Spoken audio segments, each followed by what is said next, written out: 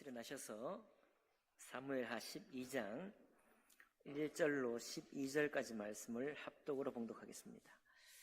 사무엘하 12장은 구약 성경 479쪽, 480쪽 가량이 있습니다.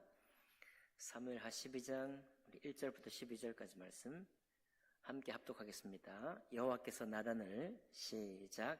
여호와께서 나단을 다윗에게 보내시니 그가 다윗에게 가서 그에게 이르되 한 성읍에 두 사람이 있는데 한 사람은 부하고 한 사람은 가난하니 그 부한 사람은 양과 소가 심히 많으나 가난한 사람은 아무것도 없고 자기가 사서 기르는 작은 암양 새끼 한 마리뿐이라. 그 암양 새끼는 그와 그의 자식과 함께 자라며 그가 먹는 것을 먹으며 그의 잔으로 마시며 그의 품에 누움으로 그에게는 딸처럼 되었거늘 어떤 행인이 그 부자에게 오매 부자가 자기에게 온 행인을 위하여 자기의 양과 소를 아껴 잡지 아니하고 가난한 사람의 양 새끼를 빼앗아다가 자기에게 온 사람을 위하여 잡았나이다 하니 다윗이 그 사람으로 말미암아 노하여 나단에게 이르되 여호와의 살아계심을 두고 맹세하노니 이 일을 행한 그 사람은 마땅히 죽을 자라. 그가 불쌍히 여기지 아니하고 이런 일을 행하였으니 그 양 새끼를 4배나 갚아 주어야 하리라 한지라. 나단이 다윗에게 이르되 당신이 그 사람이라. 이스라엘의 하나님 여호와께서 이와 같이 이르시기를 내가 너를 이스라엘 왕으로 기름 붓기 위하여 너를 사울의 손에서 구원하고 내 주인의 집을 내게 주고 내 주인의 아내들을 내 품에 두고 이스라엘과 유다 족속을 내게 맡겼느니라. 만일 그것이 부족하였을 것 같으면 내가 내게 이것저것을 더 주었으리라. 그러한데 어찌하여 내가 여호와의 말씀을 업신여기고 나 보기에 악을 행하였느냐. 내가 칼로 햇사람 우리아를 치되 암몬 자손의 칼로 죽이고 그의 아내를 빼앗아 내 아내로 삼았도다. 이제 내가 나를 업신여기고 햇사람 우리아의 아내를 빼앗아 내 아내로 삼았은즉 칼이 내 집에서 영원토록 떠나지 아니하리라 하셨고 여호와께서 또 이와 같이 이르시기를 보라 내가 너와 내 집에 재앙을 일으키고 내가 내 눈앞에서 내 아내를 빼앗아 내 이웃들에게 주리니 그 사람들이 내 아내들과 더불어 백주에 동침하리라. 너는 은밀히 하였으나 나는 온 이스라엘 앞에서 백주의 이 일을 행하리라 하셨나이다 하니. 아멘. 말씀과 예배를 위해 기도하겠습니다. 존귀하신 하나님 아버지 감사드립니다. 하나님께서 너무도 사랑하셨던 다윗, 오늘 그 다윗에게 있었던 이 일로 인하여 하나님 우리의 신앙과 예수 그리스도의 은혜와 또 하나님 그 죄의 값에 대하여 묵상하기를 원합니다. 우리의 삶이 주님을 참되게 영광 돌리고 주님의 존귀하신 눈동자 앞에 살아가는 우리의 생애가 될 수 있도록 축복하여 주옵소서. 모든 예배 말씀을 주님께 의탁할 때 귀하신 우리 주 예수 그리스도 이름으로 기도하옵나이다. 아멘. 자리에 앉으시겠습니다. 오늘 이 말씀을 본문으로 해서 하나님 보시기에 악한 죄라는 제목으로 하나님 말씀 나누겠습니다. 여러분, 사랑을 받지 못한 사람은 사랑할 수 없고 용서받지 못한 사람은 용서할 수 없습니다. 하나님의 사랑을 받지 못한 사람은 하나님을 사랑할 수가 없고 하나님의 용서를 받아들이지 않은 사람은 하나님의 용서를 다른 사람에게 할 수가 없습니다. 여러분, 죄는 피를 보게 합니다. 죄는 그 극단으로 가게 되면 피를 보게 하죠. 죄가 피를 난다는 사실을 우리 자신 속에서 깨달을 때야라야 예수 그리스도의 붉은 보혈, 그 보배로운 무엇보다도 붉은 피보다도 붉고 순전하신 주님의 보배로운 피가 얼마나 소중한지를 고백할 수가 있습니다. 여러분, 그러니 우리가 나의 삶과 나의 존재가 죄인으로 드러나보지 않은 사람은 하나님을 믿을 수가 없다는 사실을 기억하시기를 바랍니다. 스스로 자기가 죄인임을 깨닫지 않은 사람은 그리스도를 깨달을 수가 없는 것입니다. 오늘 이 사무엘하 12장 여러분과 제가 읽은 이 본문은 나단 선지자가 다윗이 범한 죄를 깨닫게 하기 위해서 하나의 이야기를 지은 것입니다. 이 이야기를 지어서 다윗을 깨닫게 하는데, 왜냐하면 다윗은 총명한 사람이고 다윗은 지혜로운 사람이어서 그의 죄를 직격으로 말하는 것이 오히려 다윗을 깨닫는 길이 아니고, 비유로 말할 때 다윗은 곧장 그 양심이 깨달을 만한 사람이었거든요. 다윗은 여러분 어떤 사람인가요? 다윗은 성경의 사무엘 상하를 묵상해보는 모든 사람이 당혹스러워합니다. 이 다윗은 그 다윗이 아니다. 이 다윗은 내가 사무엘하 11장 이전까지 10장까지 보아온 다윗이 아니다. 도저히 한 사람이라고 말할 수 없다. 이 사람은 딴 사람이다. 어떻게 이 사람이 한 사람인가 이해할 수 없는 만큼 오늘 다윗이 범한 11장에 범한 죄와 12장에 나단이 비유로 일컬어서 하는 이야기가 그런 것입니다. 왜냐하면 성경에 다윗은 하나님 마음에 합한 사람이었습니다. 그는 하나님을 사랑하는 사람이었고 예배를 즐거워한 사람이었고 인생의 수많은 순간마다 하나님의 뜻을 구했던 사람입니다. 그는 광야에 10여 년 이상 내어 쫓겨다니면서 또 하나님께 원망이나 불평을 한 것이 아니고 나의 자리는 땅이고 나의 이부자리는 하늘 이슬이다 라고 고백하면서도 하나님 한 분만을 의뢰했던 사람이, 이 신앙의 위인이 바로 다윗이었습니다. 그런데 그런 놀라운 다윗이 오늘 믿기 어려운 사실을 만나게 되는 것이죠.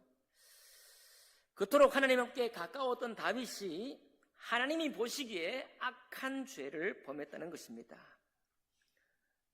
여러분과 제가 읽은 오늘 비유해 보니까요, 나단 선지자가 아마 성경에 다른 데 보면 2년 동안 기다렸다 이렇게 되어 있을 거예요. 상당히 세월이 지나고 시간이 지나는 동안, 그러는 동안 다윗은 깨닫지도 못했고 모든 사람에게서 자기가 한 일은 숨겨졌다 이렇게 보았죠. 오늘 12절 보니까 너는 은밀히 행했다라고 말하고 있어요. 다윗은 완전 범죄를 꿈꿨고 자기의 실수를 덮으려고 더 큰 죄를 범하게 되었습니다. 그것은 바로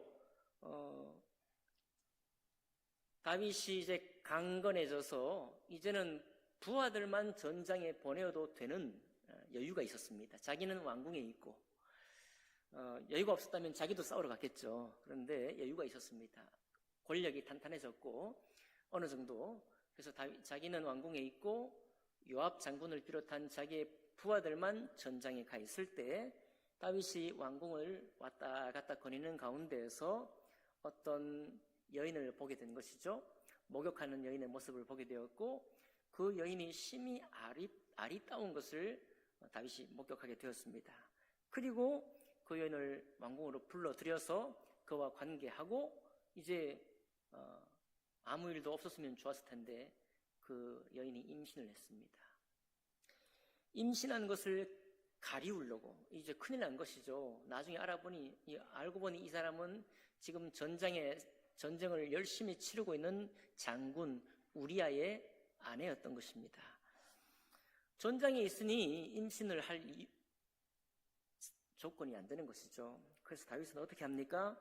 자기의 이 실수를 가리우기 위해서 우리아 장군을 전장에서 불러서 집에 내려가서 아내와 잠자리를 하게 만듭니다. 그러나 우리아 장군은 너무 충성된 사람이고 자기의 부하들에게까지 신실한 사람이어서 부하들이 지금 전장에서 죽고 생명을 걸고 지금 전장에 싸우고 있는데 내가 어찌 집에서 와서 편안히 나의 평안과 무엇을 누릴 수 있으랴 하고 집에 들어가지도 않죠. 다음날 또 다윗이 보내서도 술을 잔뜩 먹여서 집으로 내려가 보냈는데도 집에 들어가지도 않고 자기의 신실함을 지켰던 장군이 우리아 장군입니다. 다윗의 계획은 실패했습니다. 다윗의 완전히 자기의 실수를 가리려고 했던 그 계획은 완벽하게 실패했어요. 그러나 다윗은 여기서 멈추지 않고 또 완전히 덮으려고 했습니다. 어떻게 했나요? 우리아 장군을 전장에 보내놓고 대장군 요압에게 편지를 썼습니다. 요압 장군, 이 우리아 장군과 전장이 한참 치열할 때 전장의 가장 선두에 서 있게 하고, 그리고 부대는 잠깐 뒤로 물러나서 전장터에서 죽게 하라, 이렇게 전쟁터에서 죽게 하라는 명령을 내리죠. 요압 장군이 앞뒤 상황을 모르지만 어쨌든 왕의 명령이기 때문에 그 명령에 따라서 치열한 전장에 우리아 장군만 세워놓고, 선두에 세워놓고 나머지 부하들을 다 뒤로 빼서 우리아를 죽게 합니다. 그리고 다윗은 이제 3번의 기도를 성공을 해서 2년 이상 동안 평안히 있었습니다. 여러분, 성경의 다윗의 그 마음을 우리가 보면 굉장히 양심에 민감한 사람이었거든요. 사울 왕이 하나님이 세우신 왕인 걸 알고 그를 죽이려고, 자기 손으로 죽이려고 하지도 않았을 뿐만 아니라 사울 왕의 옷술만 벤 것으로도 주님 성경에 말씀하시기를 양심에 찔려, 이렇게 말했습니다. 옷술 벤 것만 가지고도 양심에 찔렸던 다윗이에요. 그만큼 하나님을 정말 사랑했던, 깊이 사랑했던 사람이 다윗입니다. 그런데 오늘 12장 읽었지만 11장의 그 실제로 일어난 사실의 기록 가운데는 다윗의 마음이 어땠던지 조금도 하나님이 기록해 주지 않습니다. 어떤 흔적도 기록해 주지 않아요. 그저 마치 남의 일 얘기하듯이 그저 얘기합니다. 무슨 얘기일까요? 다윗이 자기의 실수와 잘못을 가리우기 위해 행했던 그 일을 행할 때 다윗의 마음은 양심과는 전혀 상관이 없는 일을 일사천리로 행한 것입니다. 그의 마음이 그랬던 거예요. 어떻게 이 사람이 한 사람일 수 있나요? 하나님 앞에 양심이 민감했던 다윗이 오늘 양심이 마치 화인 맞아서 아무런 반응을 하지 못하는, 양심이 죽어버린, 양심이 굳어버린 다윗처럼 행한 것입니다. 그렇게 행하고도 2년 동안 아무런 가책을 받지도 않았던 사람이 다윗입니다. 얼마나 깨닫지 못했던지 나단이 수년을 기다린 후에 이 비유의 말씀을 전한 것이죠. 이 비유를 보니까 어떻습니까? 가난한 사람에게 하나뿐인 암양이 있고 그는 그를 사랑했고 딸처럼 여겼다, 이렇게 되어 있어요. 다윗의 마음을 읽을 수 있는 것이, 다윗이 이 이야기를 듣고 엄청 분노했죠. 그것도 부자가 자기에게 수많은 양이 있고 손님에게 대접할 양이 그 중에 한 마리를 잡으면 되는데 그걸 아끼고, 자기 양과 자기 가축은 아끼고 하나뿐인 딸같이 여기는 그 남의 가난한 사람의 양을 빼앗아다가 그 양을 잡아서 손님을 대접했다, 이 말이에요. 네, 여러분, 여기서 다윗의 본성을 봅니다. 여러분, 동물을 좀 사랑하는 사람은 착한 사람이에요. 동물을 학대하는 사람은 좀 얄미운 사람이에요. 그러니까 고양이 3마리 키우는 저는 착한 사람이죠. 동물을 돌보는 사람은 웬만하게 착한 사람이에요. 그냥 농담으로 들으세요. 다윗이 말입니다. 그 가난한 사람의 양을 빼앗아서 손님을 대접했다라고 하는 그 이야기를 듣고 분노해요. 네. 양에 대한 사랑도 다윗은 있습니다. 어릴 때부터 곰과 사자의 손에서 양을 지켜낸 다윗이잖아요. 그리고 또 다윗이 분노한 건 이 긍휼이 없는 이 무자비한 이 부자에 대해서 분노한 거예요. 어떻게 자기에게 많은 양들을 놔두고 하나뿐인 양, 딸같이 여기는, 제가 오늘 아침에 고 이건희 회장이 개를 한 마리 키웠는데 너무너무 사랑했다는 그 기사를 보았습니다. 그가 유학 시절에 외로울 때 그 개를 한 마리 키웠는데 정말 자식같이 키웠고, 그 개로 인해서 자기가 진심의 힘이 뭔지 깨달았다라고 얘기를 하더라고요. 여러분, 개는 충성도잖아요. 해준 만큼 돌아오니 해준 이상으로 돌아오죠. 그러니까 그 개가 얼마나 소중하겠어요. 아마 개든지 고양이든지 다른 애완동물 키우는 중에 딸같이 여길 수 있는 사람이 있을 거예요. 그만큼 애정이 깊은 것이죠. 그 딸 같은 그 양을 빼앗아다가 준 이 무자비한 인간, 이 무자비한 부자에 대해서 엄청나게 화를 낸 거예요. 다윗의 이 정의로움과 이 긍휼이 살아있죠. 갑자기 살아있는 거, 갑자기 또 살아있는 것입니다. 그때 나단 선지자가 뭐라고 합니까? 그 쳐 죽일 인간. 여러분, 성경을 읽을 때 잘 읽어야 됩니다. 아니, 그 남의 양을 빼앗아 죽였는데 그걸 죽여야 할 만큼 잘못된 일인가요? 그 부자를 정말 죽여야 할 만큼 그 부자가 잘못한 일인가요? 우리 같으면 사람이 그럴 수도 있지 뭐. 아니, 못되고 악하긴 하지만 감옥에 며칠 몇 년 살게 하든가 아니면 벌금을 물으면 되는 거지. 그 죽어야 될 사람입니까?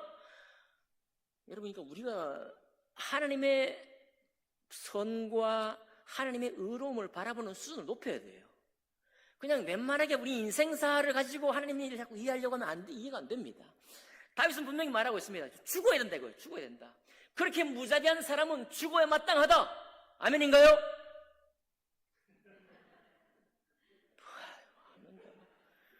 성경을 부인하는 사람들입니다.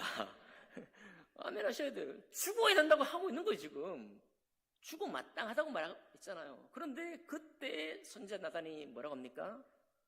죽어 마땅한 인간은 바로 당신이다 라고 말하고 있잖아요.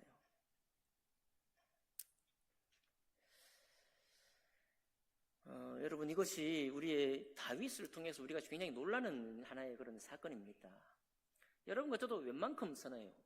우리는 다윗이 정말 양을 키우면서 곰과 사자를 그 연약한 양을 보호하기 위해서 자기 생명까지도 바칠 만큼 선한 사람이었잖아요. 누가 다윗의 선을 부인할 수 있습니까? 누가 사울의 옷술만 베고도 양심에 찔렸던 그 다윗을 나보다 양심이 악한 사람이라고 말할 사람이 누가 있어요? 하나님만 사랑하고 하나님만 섬겼던, 언약궤를 가져올 때도 얼마나 떨림으로 가져왔던 사람입니까? 그가 지은 시편은 얼마나 많은 우리에게 감동을 주는 시편인가요? 그러니까 그런 선을 가진 다윗이 오늘 이렇게 행사했던 그 우리아 장군의 아내를, 바세바를 그렇게 하면서 그것을 또 실수를 가리기 위해 죄로 덮고 더 큰 죄를 덮고자 하는 이 다윗의 행동을 볼 때 이게 한 사람이냐 이 말입니다. 그러나 여러분, 우리가 우리 스스로를 이해할 것은 뭐냐면은, 맞습니다. 세상 사람들이 왜 예수님을 안 믿는지 아십니까? 그건 바로 자기의 선 때문이에요. 다른 이유가 있는 게 아닙니다. 여러분, 우리의 자녀들이, 우리의 가까운 지인들이 왜 주님을 안 믿는지 아십니까? 내가 가진 선 때문이에요. 내가 가진 선 때문에 주님을 못 믿는 거예요. 여러분, 죄가 나에게 깨달아지지 않는 한은 예수 그리스도를 믿을 수 없습니다. 그거는 완벽한 사실이에요. 만약 내가 한 번도 나의 죄를 깨달은 적이 없는데 예수님 믿는다고 한다. 그것은 우리의 유익을 위해 믿을 수 있어요. 절에 가든 교회 가든 이슬람 사원에 가든 신이 나를 돌보신다는 그런 유익을 바라보고 종교 생활을 할 수는 있습니다. 그러나 예수 그리스도의 은혜는 맛보지 못해요. 맛보지 못하는 것입니다.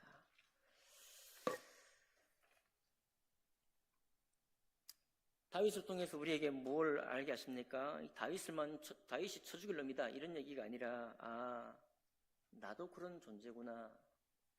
여러분, 이거 머리로 깨달아서는 안 됩니다. 우리는 발각되어야 되는 거예요. 우리는 너는 은밀한 중에 했다라고 할 때 다윗의 그 양심이 정말 살아서 자기가 정말 죽을 죄인인 것을 깨달은 거예요. 하나님께서는 점잖으신 분이십니다. 하나님은 여러분과 저의 죄를 공개적으로 질타하는 분이 아닙니다. 하나님은 여러분과 저의 죄를 누구에게 막 질책을 받아서 깨닫게 하시는 분이 아니에요. 나단은 2년을 준비했고 조용히 1대1로 다윗을 권면한 거예요. 다윗이 남 우세할 만큼 그렇게 깨닫게 한 게 아닙니다. 그저 하나님이 1대1로 다윗을 만나 깨닫게 하듯이 깨닫게 한 것입니다. 여러분과 저의 신앙생활 가운데에서 우리의 인생 가운데서 무엇이 필요한가? 이런 순간이 있어야 하는 것입니다.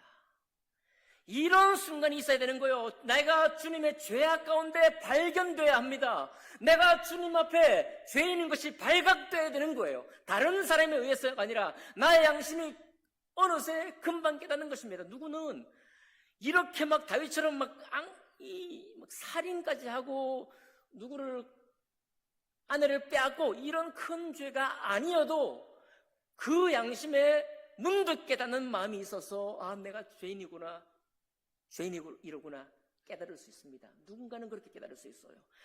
심한 죄를 범해서가 아니라도 우리는 죄를 깨달을 수가 있는 것입니다. 그러나 심한 죄를 깨닫고도 심한 죄를 범하고도 다윗처럼 못 깨달을 수도 있습니다. 그 죄악이 깨달아지기 전에는 우리는 주님의 사람이 될 수가 없는 것입니다. 여러분, 그러니까 신앙은요 만만하게 생각하시면 안 됩니다. 신앙은 그저 자연스러울 수가 없습니다.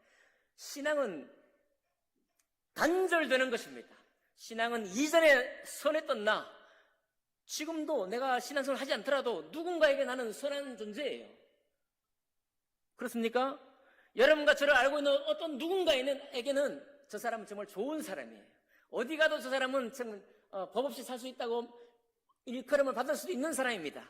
그가 하는 모든 성품, 그가 사람을 대하는 방식들을 통해서 저 사람 괜찮은 사람이야 이렇게 인정받을 수 있어요. 그러나 그것 가지고 계속 주님께 나오게 되면은 주님의 보배로운 사랑을 여전히 깨닫지 못하고 신앙생활을 계속 하게 되는 것입니다. 그분은 무엇을 깨닫지 못하느냐? 너희가 그 가운데 가였으니 본질상 진노의 자녀였다 라고 하는 말씀을 깨닫지 못하는 것입니다. 여러분, 우리가 선하지 않다는 게 아닙니다. 우리가 의로움이 없다는 게 아니에요. 다 있습니다. 그러나 본질상 우리가 죄인이기 때문에 그 죄악 가운데 우리가 태어났기 때문에 우리는 언제든지 이와 같은 실수를 덮기 위해 더 큰 실수를 범하고 하는 그런 일을 할 수 있는 사람입니다. 가능성으로만 구원받을 수 없어요. 여러분 정말 깨달으시기 바랍니다. 죄는 발견될 때라야 나의 무릎이 주님 앞에 꿇는 것입니다. 그때라야 내가 범한 죄로 다른 사람이 가진 피해, 다른 사람이 가진 괴로움과 고통, 그것을 붉은 피로 표현했을 때 그때야 비로소 아무도 주위를 둘러보아도 나를 구원할 사람이 있고 나를 여기서 건져낼 분이 안 계신데 예수 그리스도의 보배로운 피를 우리가 보게 되는 것입니다. 눈을 들어 그분을 바라보게 되는 것입니다. 그리고 그분께서 나에게 은혜를 베푸신 오늘 찬양 감사합니다. 시게 하시는 주님의 보배로운 은혜가 되는 것입니다. 죄사함의 은혜죠. 다윗은 나단의 책망을 듣고 순간 깨닫고 고백합니다. 내가 여호와께 죄를 범하였노라. 여러분, 내가 여호와께 죄를 범하였노라. 죄 범한 후에 한 고백입니다. 그 고백이므로 이건 주님 앞에 자기의 존재의 자백이요. 그 자백을 듣자마자 주님께서 뭐라고 하시는가 하면 너의 죄는 사해졌다라고 말을 해요. 그리스도의 은혜가 참 신기하죠. 벌도 안 받고 죄 고백만 하면 사해집니까? 아니요. 여러분, 내가 범한 죄가 깨닫는 그 순간 주님이 이미 아십니다. 내가 죄인의 고백된 죄인이요, 주님 앞에 이미 굴복된 죄인이요, 주님의 도우심만은 간구하는 존재가 된 것을 주님은 아십니다. 그러기 때문에 내가 여호와께 죄를 범하였노라 한마디의 이 죄의 고백으로 전적으로 주님께서 은혜를 우리에게 입히시는 것입니다.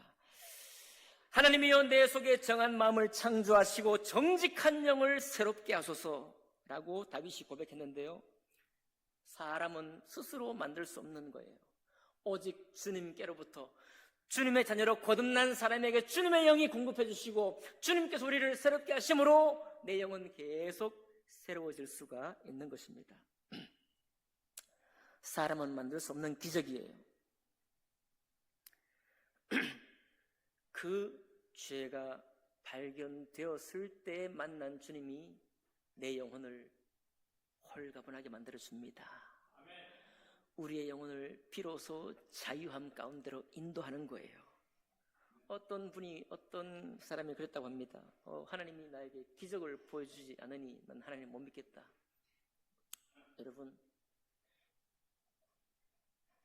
기적은 뭡니까? 기적은 바로 나의 죄가 발견된 그 순간 내가 그것을 알고 내 영혼이 도움을 구할 때 그 죄를 그 순간 다 씻으시는 하나님의 은혜가 기적입니다.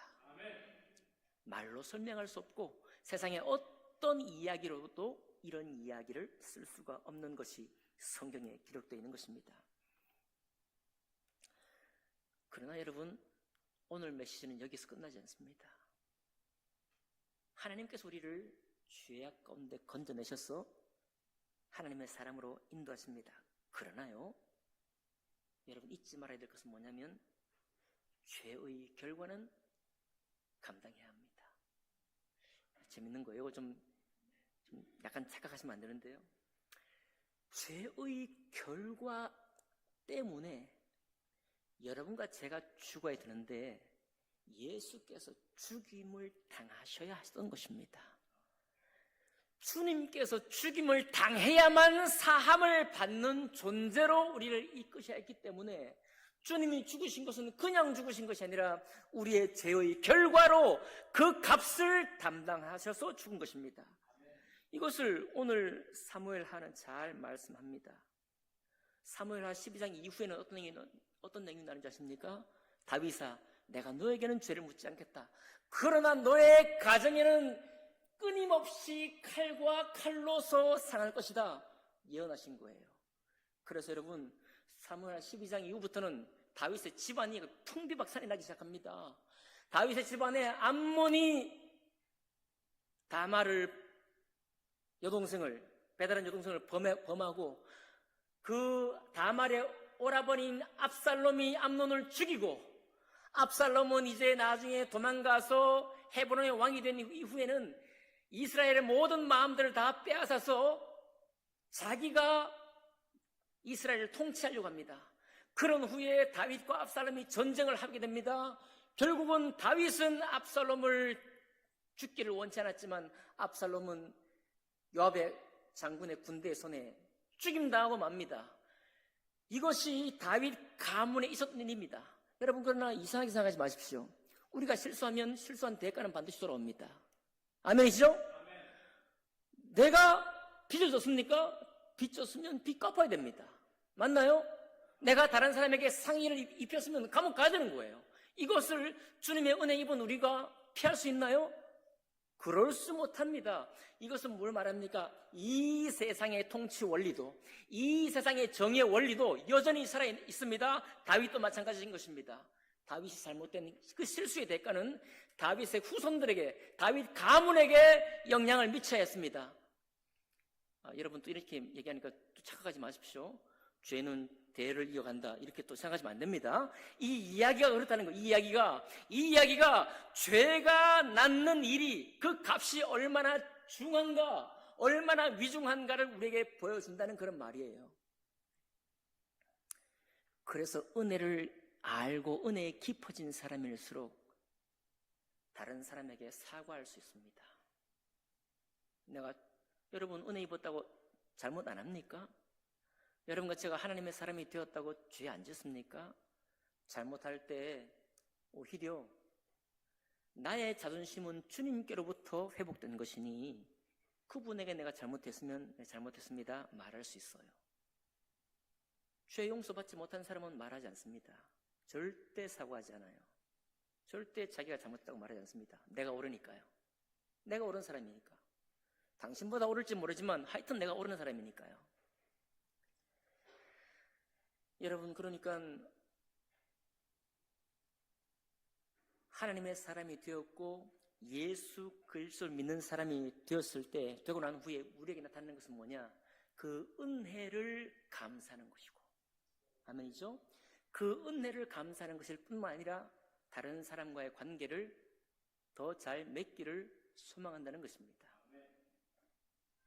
그게 바로 주 너의 하나님을 사랑하라, 그리고 내 자신을, 내 이웃을 내 자신과 같이 사랑하라 하신 그 말씀이 우리에게 찾아오기 때문에 그렇습니다.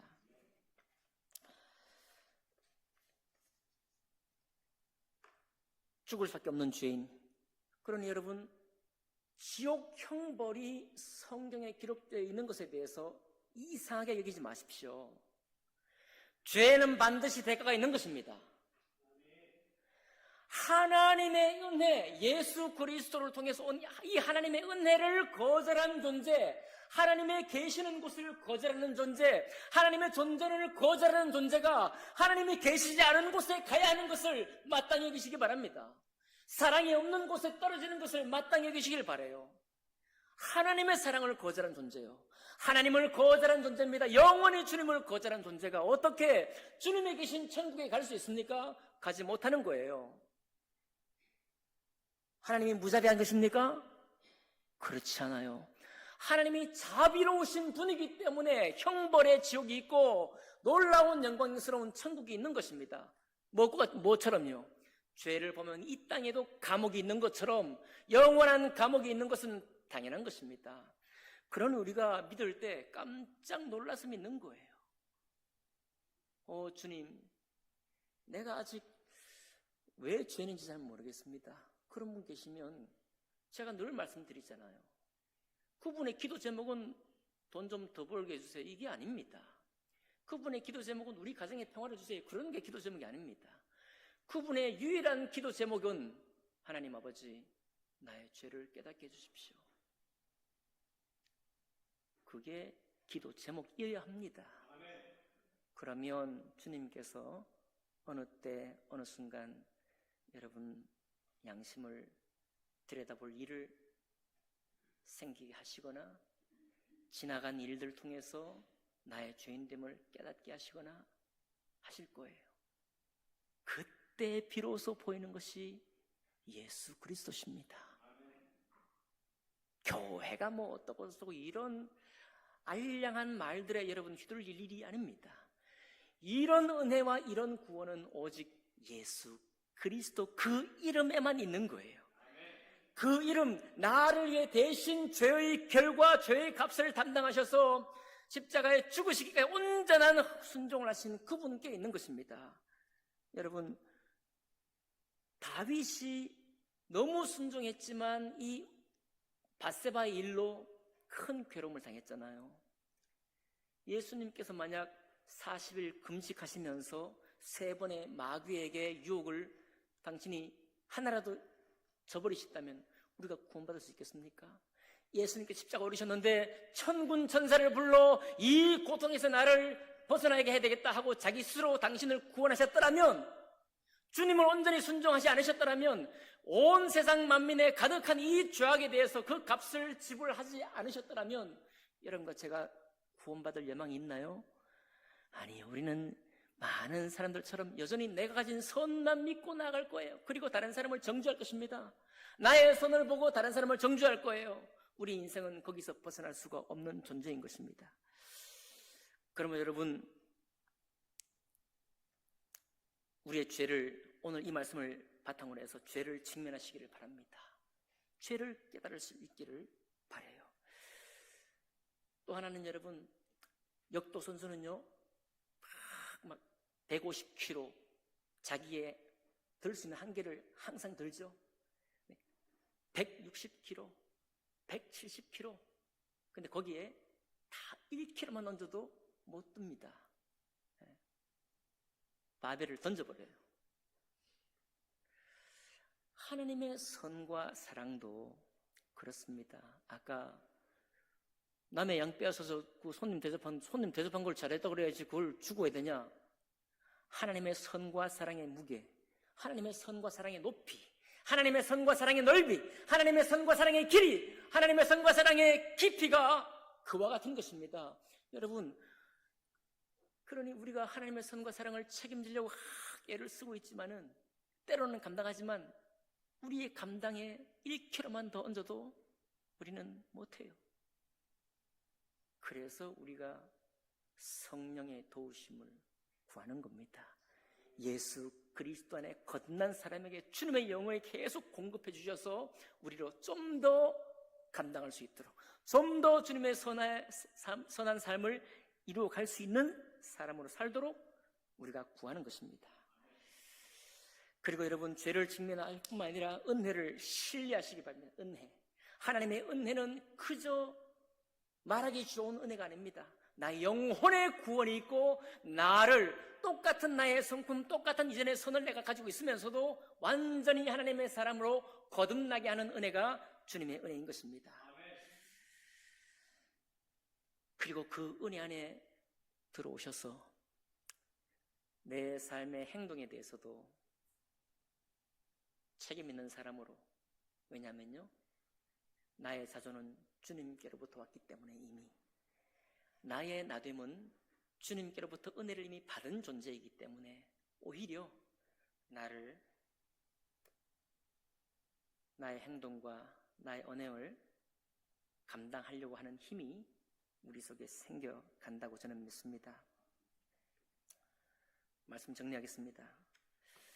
여러분, 하나님 보시기에 악한 죄는 반드시 해결되어야 합니다.